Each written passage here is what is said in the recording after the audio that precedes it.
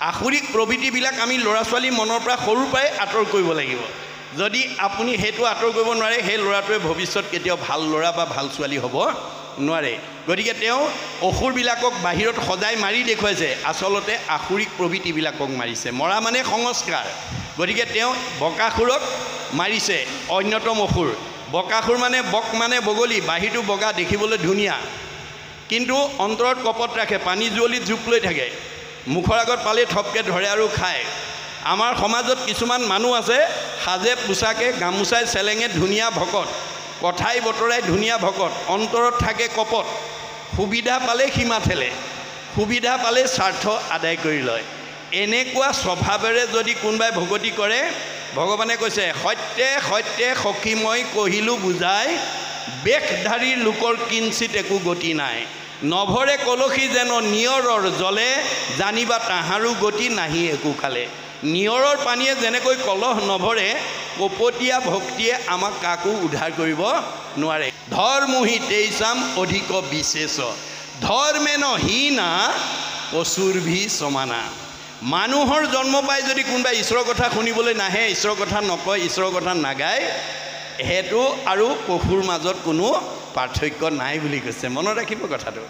গতিকে আপুনি মাত্ৰ ঈশ্বৰক ঐকান্তিকতাৰে কৈ থওক, ভগৱান কিয় আছে? সমস্ত ভূতৰে মই আছোঁ হৃদয়ত। কি কাৰণে আছোঁ? যাদৃশী ভাৱনা জৈছ সিদ্ধি ভৱতী তাদৃশী। যোনে যেনেকৈ বিচাৰে মই তেওঁ মনৰ ভাৱ তেনেকৈ পূৰণ কৰিবৰ কাৰণে মই হৃদয়তে আছোঁ। গতিকে আমাৰ মনৰ ভাৱ পূৰণ কৰিবৰ কাৰণে হৃদয়ত আছে। এতিয়া আপুনি কেনেকৈ ভাবিব লাগিব তেওঁ ভাগৱতে কৈ আছে। ভাৱনাটো আমি কেনেকৈ কৰিব লাগিব? আজি ভাবিব নজনাৰ কাৰণে আমি ঈশ্বৰৰ পৰা প্ৰাপ্যখিনি আদায় কৰিব পৰা নাই। বহুত মানুহে ভাবিবই নাজানে। গতিকে ভাবিলেহে আপুনি মনৰ ভাৱনা পূৰণ কৰিব। ভাৱেন লভতে সৰ্বম, ভাৱেন দেৱ দৰ্শনম, ভাৱেন লভতে পৰম জ্ঞানম, তস্মাৎ ভাৱ অৱলম্বনম। ভাল কাম এটা কৰিবলৈ, ভাল কৰ্ম এটা কৰিবৰ কাৰণে আপুনি ভাবিব লাগিব। গতিকে আপুনি খাওঁতে মাত্ৰ সেই ভাৱটো তেওঁক প্ৰকাশ কৰক। খুব কম সময়ৰ ভিতৰত আপোনাৰ সেই প্ৰাণী হিংসা ভাৱটো ভগৱানে নাইকিয়া কৰিব। তাকে নকৰি যদি আপুনি একেবাৰে যোৱাৰ সময়লৈকে, আৰু আমাৰ কিছুমান বুঢ়া বুঢ়ী আছে, ল'ৰা ছোৱালীয়ে যাবৰ সময়ত সোধে, দেউতা কি খাব মন গৈছে, মা কি খাবৰ মন গৈছে। ৰুচি অনুপাতে কোনোবাই কয় বোপাই মোৰ পাৰ মাংস অকণমান, কোনোবাই কয় মোক হাঁহৰ মাংস অকণমান, কোনোবাই কয় মোক খাচীৰ মাংস অকণমান। যদি যাবৰ সময়লৈকে যেনে যিটোজনে প্ৰাণীৰ দ্ৰোহক আচৰে, কাটি মাৰি আপোনাৰো প্ৰাণ তৃপ্তি কৰে, মৰিয়া নৰক ভুঞ্জে অসুৰ জুনি পায়, পাছে ব্যাঘ্ৰ সৰ্প হুয়া ফুৰে মাংস খায়। গীতাত কৈ দিছে দেই, মনত ৰাখিব। আপুনি শেষলৈকে খোৱাৰ ধান্দা নেৰিব পাৰিব, কিন্তু আপোনাৰ জীৱটো বাকশীঘ্ৰ হ'ব লাগিব। ভগৱানে তোমাক মানুহৰ জন্ম দিছিলোঁ প্ৰাণী হিংসা কৰি মুক্তি ল'বৰ কাৰণে, সংস্কাৰ হ'বৰ কাৰণে। তুমি যোৱাৰ সময়লৈকে প্ৰাণী হিংসা ভাৱ এৰিব নোৱাৰিলা। এইবাৰ একেবাৰে জেগাত দি দিছোঁ, যিমান খোৱা খাই থাকিবা।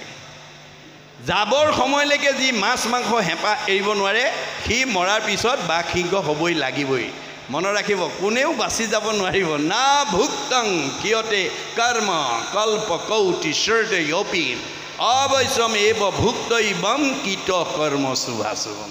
সীমা একেটাই। এঘৰে কুঁহিয়াৰ ৰুইছে, এঘৰে তিতা কেৰেলা ৰুইছে। কুঁহিয়াৰ ৰুই ৰস খোৱা দেখি তিতা কেৰেলা ৰোৱাজনে যদি ভগৱানক কয়, প্ৰভু মোকো কুঁহিয়াৰ ৰস এগিলাচ খুৱাওক, পাৰিব নেকি খুৱাব?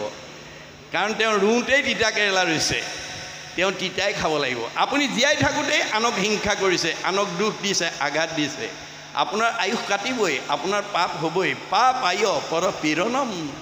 আপুনি পৰক কাক আপুনি মানে অন্যায় কৰিছে? চবতে মই আছোঁ বুলি কৈছে। যত দেখা ভূত প্ৰাণী সবাহাকে বিষ্ণু মানি, হিংসা এৰি কৰা উপকাৰ। মই চবতে আছোঁ দেই আত্মাৰূপে, কৰ্মফলে কুকুৰ মেকুৰী হৈ আছোঁ। আপুনি যদি কাজিয়া কৰি থাকে, আমাৰ ভগৱানৰ মানে সংবিধানত হিচাপ দিয়া আছে, মানুহৰ জন্ম পাই এই জন্মত যদি ইমান টকাৰ পৰা ইমান টকা যদি কাৰোবাৰ ধাৰ খাই যায়, দোকানৰ মাল আনি পেলাই যদি পইচা নিদিয়াকৈ গুচি যায়, তেতিয়াহ'লে মেকুৰী হৈ নিগনি মাৰি ধাৰ খুজিবলৈ আহিব লাগিব। ইমান টকাৰ পৰা ইমান টকা ধাৰ খাই গ'লে কুকুৰ হৈ চুৰ খেদি ধাৰ খুজিব লাগিব। ইমান টকাৰ পৰা ইমান টকা ধাৰ খাই গ'লে গাই গৰু হৈ পোৱালি দি গাখীৰ দি ধাৰ খুজিব লাগিব। ইমান টকাৰ পৰা ইমান টকা ধাৰ খাই গ'লে বলদ গৰু হৈ হাল বাই ধাৰ খুজিব লাগিব। ইমান টকাৰ পৰা ইমান টকা ধাৰ খাই গ'লে পৰ ঘৰত কৰ্মচাৰী হৈ কৰ্ম কৰি ধাৰ খুজিব লাগিব। সেইকাৰণে আমাৰ বুঢ়াসকলৰ এটা আপ্তবাণী আছে, কত পুণ্যৰ ফলে পায় তামোলনি বাৰী, কত পুণ্যৰ ফলে পায় পুত্ৰৱতী নাৰী, কত পুণ্যৰ ফলে ভাতক ভাতে খায়, কত পুণ্যৰ ফলে পৰে পৰক বায়। আপোনাৰ ঘৰত যিকোনো মানুহে আহি এনেই খাটি নিদিয়েহি। আপুনি কুকুৰ মেকুৰী বান্ধিও ৰাখিব নোৱাৰে যদি আপোনাৰ পূৰ্বজন্মৰ লগত যদি তেওঁৰ ঋণগ্ৰস্ত হৈ থকা নাই। মনত ৰাখিব কথাটো, চবৰে ঘৰত কুকুৰ মেকুৰী নাথাকে, চবৰে ঘৰত চাকৰ নাথাকে, কাৰোবাৰ ঘৰলৈ নিজে গৈ পেলাই সোমায়গৈ, কোনোবাই বিচাৰিও নাপায়। এয়া ভাগৱত দৰ্শন। এই তথ্য আমি উপলব্ধি কৰিব লাগিব। ভাগৱত অকল শুনিলেই নহ'ব, প্ৰতিটো কথা উপলব্ধি কৰিব লাগিব। উপলব্ধিয়ে জীৱনলৈ সংস্কাৰ আনে। যদি উপলব্ধি নকৰে 10 বাৰ ভাগৱত লুটিয়ালেও কোনো পৰিৱৰ্তন নহয় বুলি কৈছে, বৰঞ্চ তেওঁ মানে যমৰ যান্তনাৰ ভাগীহে হ'ব বুলি শাস্ত্ৰই কৈছে। মই ধৰ্মী বুলিয়া সংসাৰে ভ্ৰমি ফুৰে, আনক দেখায়া ধৰ্ম আপুনি নকৰে, বোলে মোৰ সমবৰ নাহি সংসাৰত, সিজনৰ স্থান জানা যমনগৰত। আপুনি ভাগৱত কীৰ্তন দশম গীতাৰ পদ মুখস্থ কৰি সমাজত কৈ কৈ পাণ্ডিত্য প্ৰকাশ কৰি আপুনি নিজক প্ৰতিষ্ঠা কৰিছে, কিন্তু আপুনি নকৰে, আনক কয় নকৰে। আপুনি আচৰিত ধৰ্ম আনক শিকাৱে, এইটো গীতা ভাগৱতে কয়। গতিকে আপুনি কোৱা কথাটো মানিব লাগিব। এক্সাম্পল ইজ বেটাৰ দেন প্ৰিচেপ্ট, উপদেশতকৈ আদৰ্শ শ্ৰেষ্ঠ। আপুনি কয় এটা কৰে এটা। এইটোৰ কাৰণে কৃষ্ণই বাল্যকালতে কেইবাটাও অসুৰ মাৰি লৈছিলে। তাৰ ভিতৰত অন্যতম অসুৰটো আছিলে বকাসুৰ।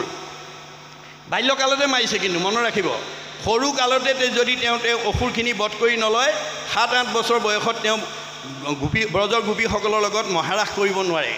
গতিকে গোপীসকলৰ লগত কৃষ্ণই যেতিয়া মহাৰাস কৰিছিল তেতিয়া বয়স আছিল 7-8 বছৰ। গতিকে তেওঁ তাৰ আগতেই অসুৰবিলাকক মাৰি লৈছে। অসুৰ মানে বাহিৰত অসুৰ সজাই দিছে, আচল অৰ্থটো হৈছে কি, আসুৰিক প্ৰবৃত্তিবিলাক। আসুৰিক প্ৰবৃত্তিবিলাক আমি ল'ৰা ছোৱালী মনৰ পৰা সৰুৰ পৰাই আঁতৰ কৰিব লাগিব। যদি আপুনি সেইটো আঁতৰ কৰিব নোৱাৰে, সেই ল'ৰাটোৱে ভৱিষ্যত কেতিয়াও ভাল ল'ৰা বা ভাল ছোৱালী হ'ব নোৱাৰে।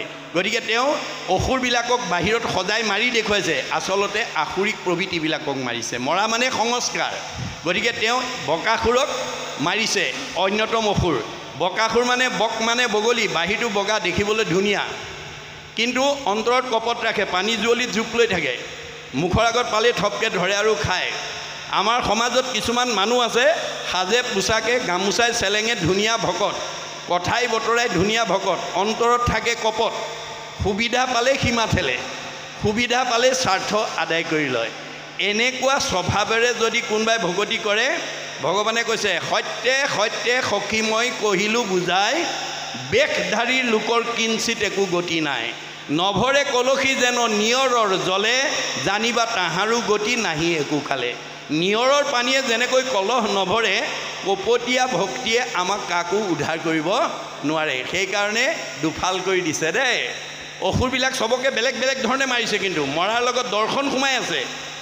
সব অসুৰ একেদৰে মৰা নাই, বকাসুৰক দুফাল কৰি দিছে। অৰ্থাৎ তোমাৰ বাহিৰটো যেনেকুৱা বগা, ভিতৰটোও বগা কৰি লোৱা। বাহিৰে ভিতৰে এক হ'ব লাগিব। আমি কওঁ এটা, কৰোঁ এটা, সেইটোৱে কেতিয়াও আপোনাক উদ্ধাৰ নকৰে। আপুনি সেইটো ভকতি কৰি ঈশ্বৰৰ কেতিয়াও প্ৰিয় হ'ব নোৱাৰে। এই তথ্য আমাক দিছে। সেইকাৰণে তেওঁ কৈছে, ইটো ক'লে বৰ এতে একতিলে নষ্ট হৈব, মৰি গয়া নৰক ভুঞ্জিয়া সিটো ৰৈব। আপুনি এই দেহ থাকোঁতে যদি আনক হিংসা কৰি পেলাই, আনক অন্যায় কৰি পেলাই যদি নিজৰ সন্তুষ্টিৰ কাৰণে যদি কৰ্ম কৰিছে, তেতিয়াহ'লে আপোনাৰ দেহে গৈ কি হ'ব, মৰিয়া গয়া নৰক ভুঞ্জিয়া সিটো ৰৈব।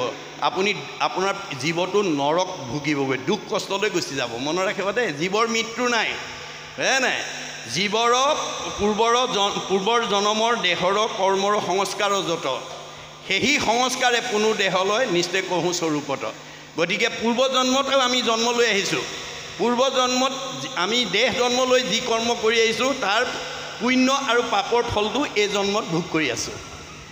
আমাৰ কৰ্মফলক 3টা ভাগত বিভক্ত কৰিছে, প্ৰাৰব্ধ, আৰব্ধ, অনাৰব্ধ। প্ৰাৰব্ধ মানে পূৰ্বজন্ম।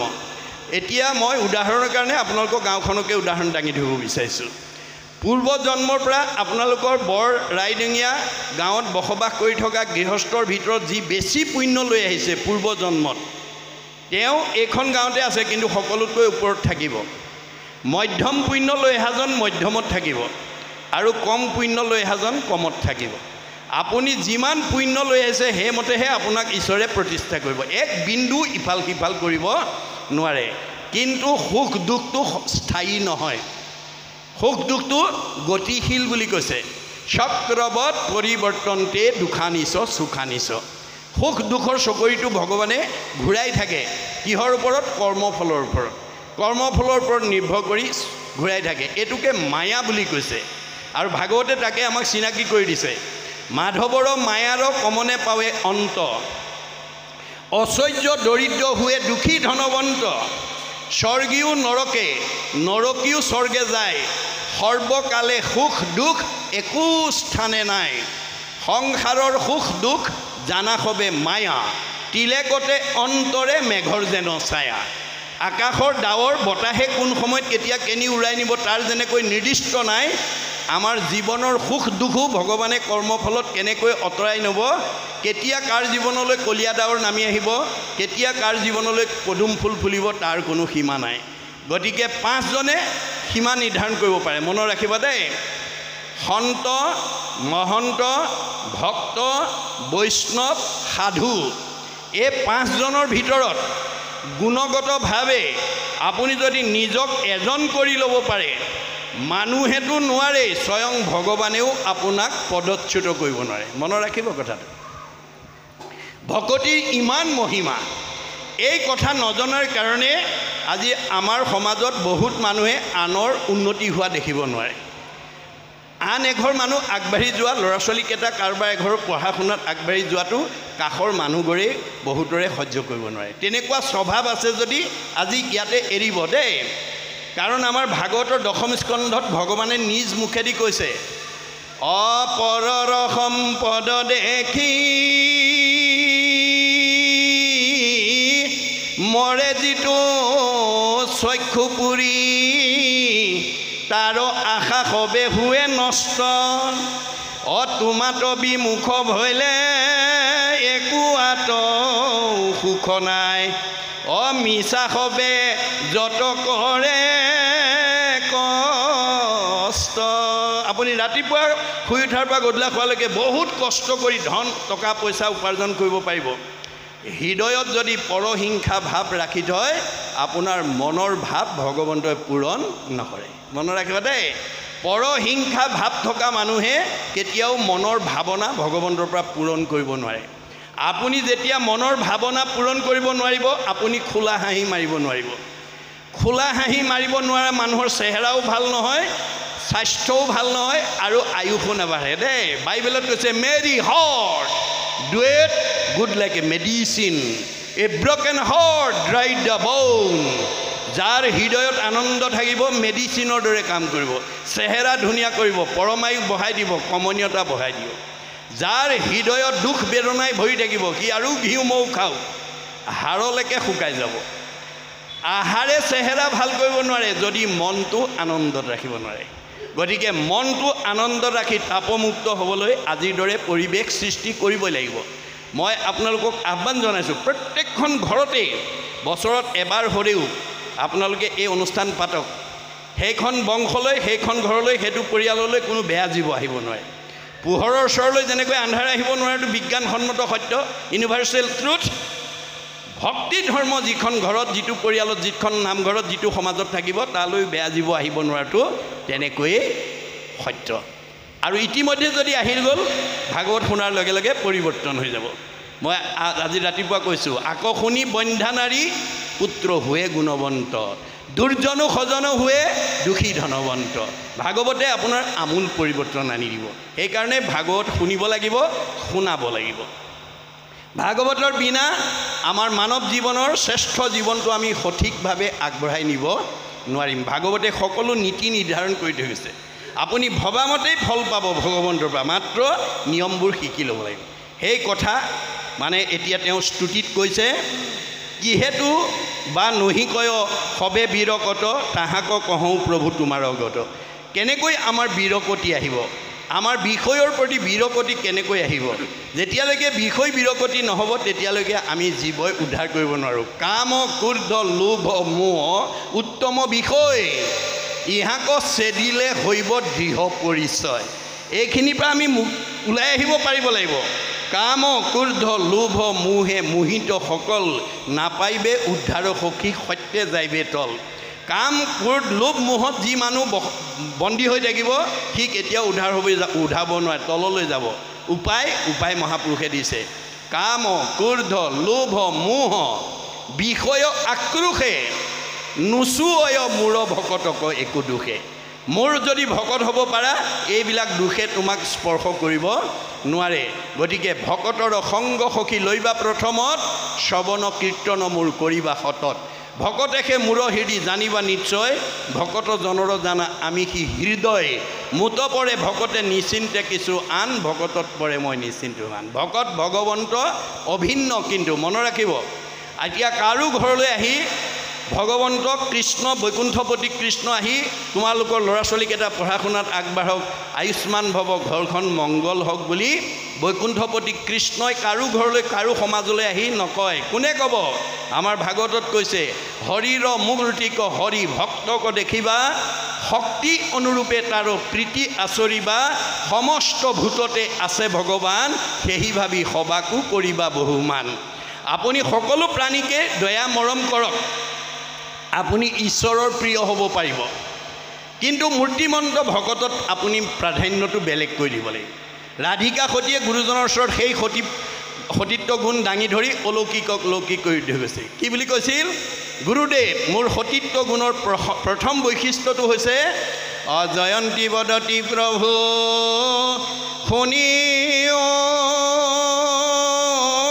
গোসাই, অসমভাৱে ভূত দায়া কৰোঁ সদাই।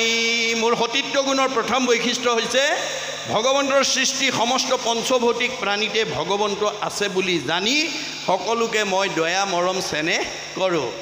বৰ সুন্দৰ হৈছে। যোৱা পানী আনা, 3টা কাঠি এপল' পানী এপল' মাটি আনি ব্ৰহ্মপুত্ৰৰ পৰা আনি যোগবলৈ টেম্বনি জানত পেলাই দিয়াৰ লগে লগে নদী বন্ধ হৈ গ'ল, বুৱতী নদী বন্ধ হৈ গ'ল।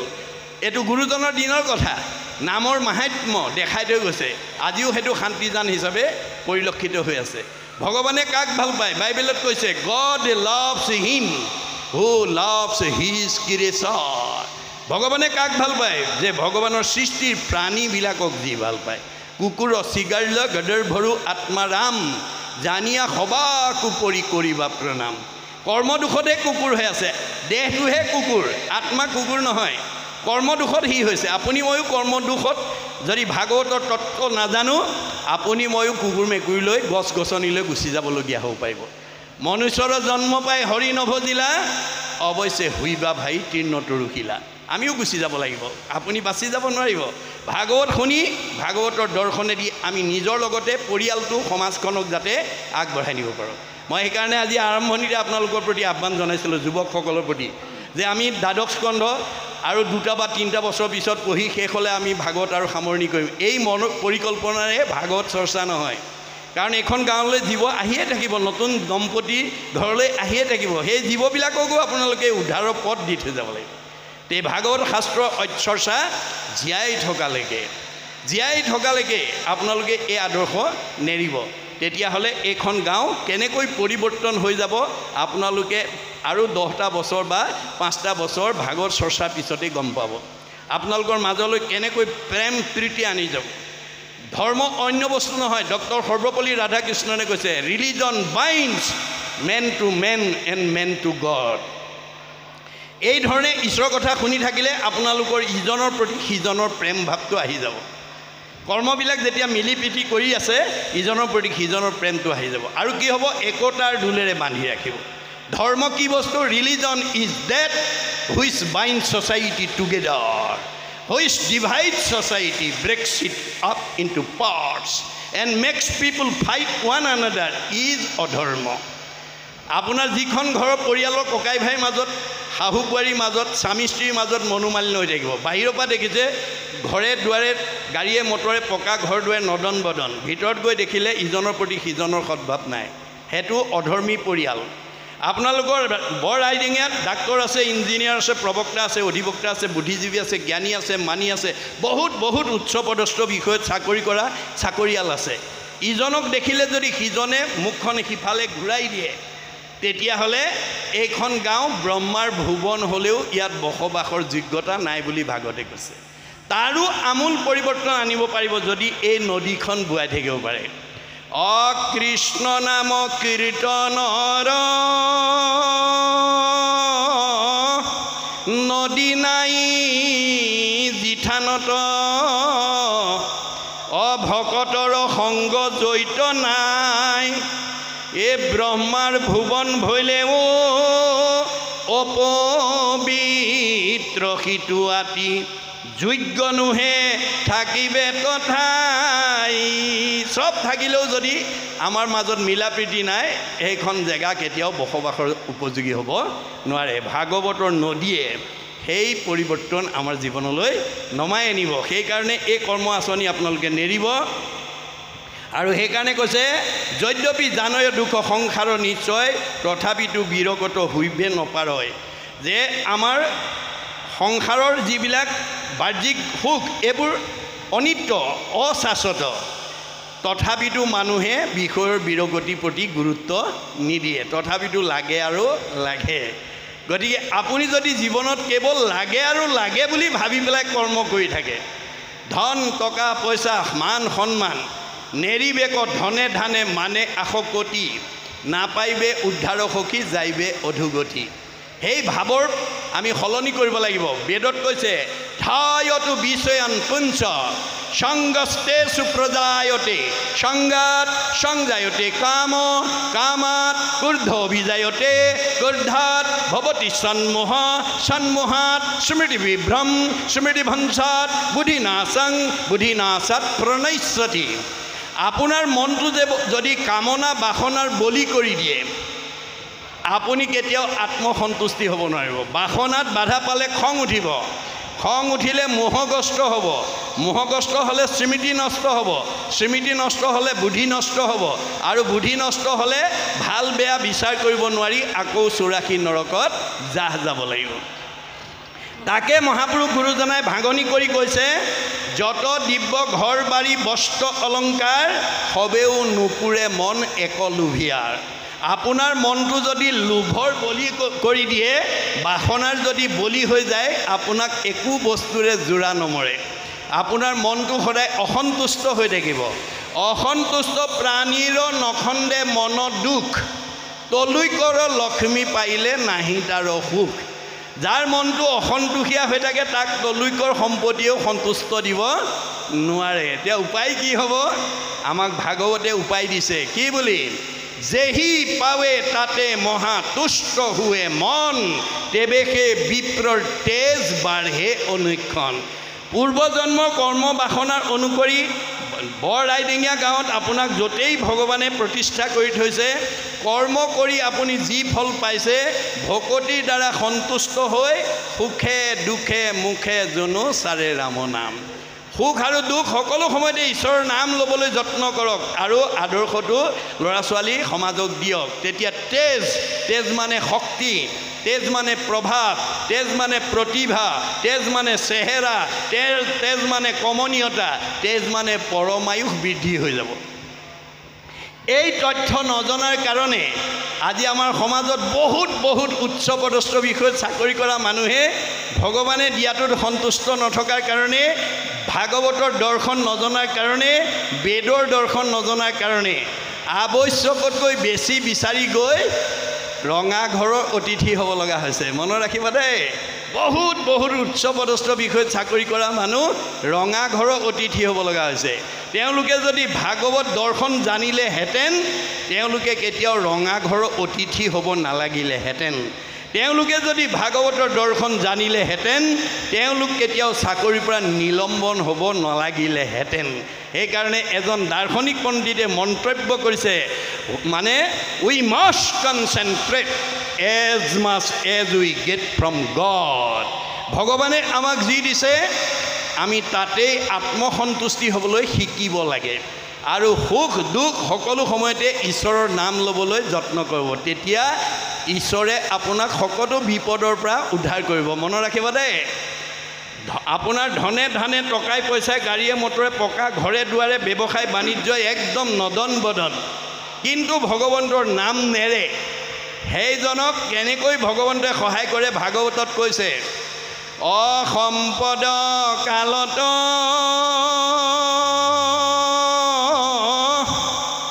যিজনে ভজয়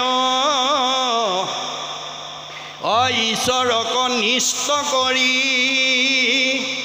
এ তাৰ অমংগল সকলে গুচয় তাক ৰক্ষা কৰে হৰি।